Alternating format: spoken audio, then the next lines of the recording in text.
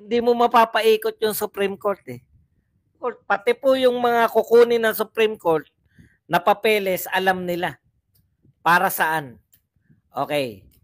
So ang pinag-submit sila noon ng Supreme Court, bakit ba kayo kumukuha ng pera? Bakit nyo ba kinuha ng pera yung PhilHealth? Para saan?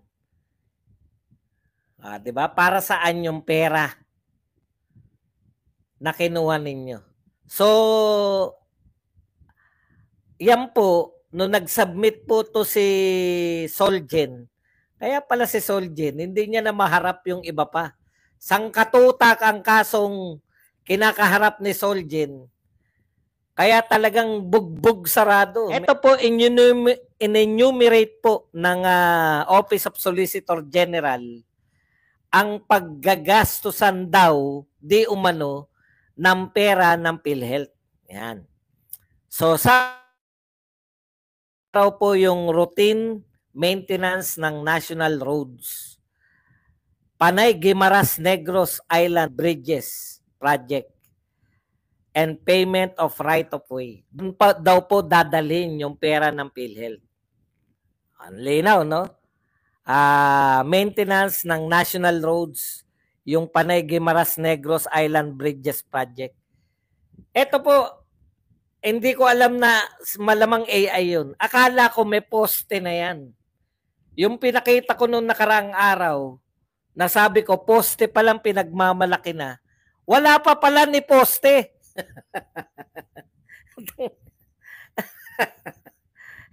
AI lang pala yun. Puta, grabe. Di ba meron ako sinabi nung isang araw, eto, tignan nyo to, poste pa lang, pinagmamalaki na. Hindi man lang natapos pa eh. Panay Guimaras po yun eh. Panay Guimaras Negros. Wala pa pala kahit poste. Ano pa lang pala yun? AI lang pala yun. Talagang wala po talagang sinimulan tong gobyerno na to. Ang akala ko po, may poste na. Di ba may pinapakita? Yung pala AI lang yun. Wala pa talagang poste tong Panay Guimaras Negros na to. Pinagmamalaki nyo na, imagination pa lang pala. Okay. Tanong. Ito ang sabi nung si Lazaro Javier, yung Supreme Court. Per budget of expenditures and sources of financing, inisa-isa niya eh, di ba? 2024 report, the PGN, yung Panay Guimaras Negros Bridges Project appears to be fully funded by the Export-Import Bank of Korea in the amount of 174.49 billion. Yung sinasabi ninyo na pagdadalan nyo ng pera ng PhilHealth, pinondohan na pala. Umutang kayo sa Korea, Bank of Korea. Sabi kasi nila, dito namin ilalagay yan, yung kukunin sa PhilHealth.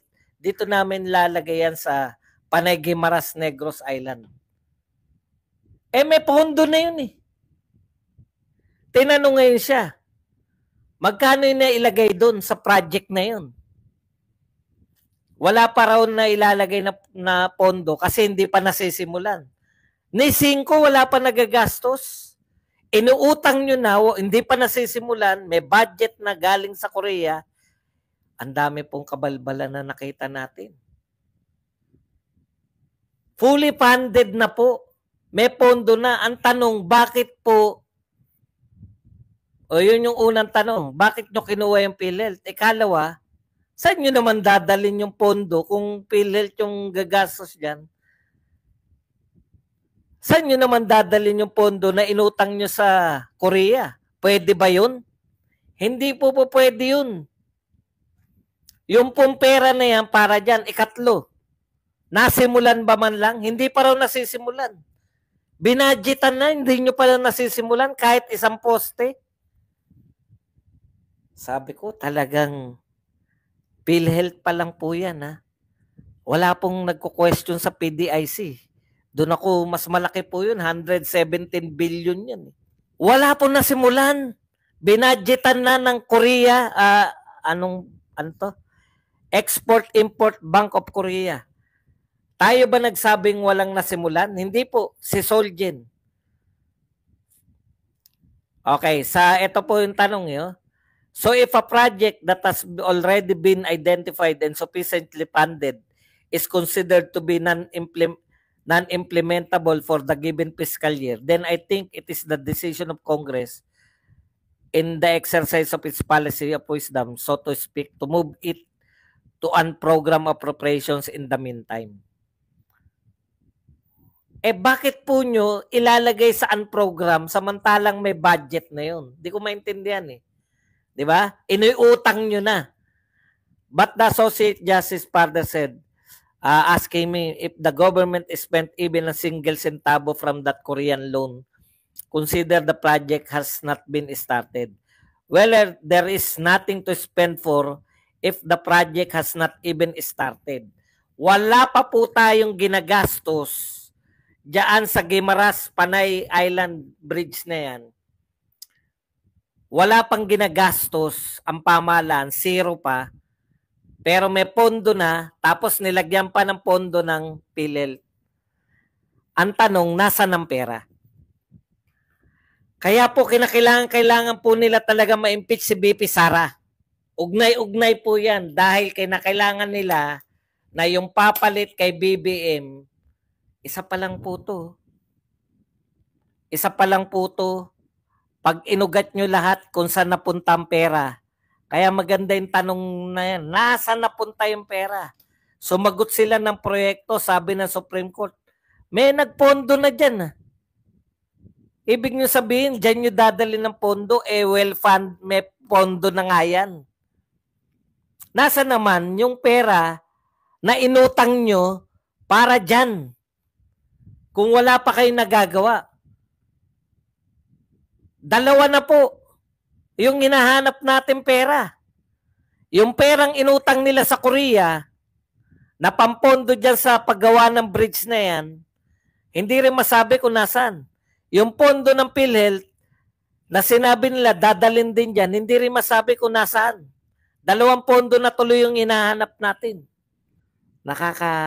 Nakakaano po yung gobyerno natin. Tapos, ang lakas-lakas nila ng loob na maghanap ng 125 million.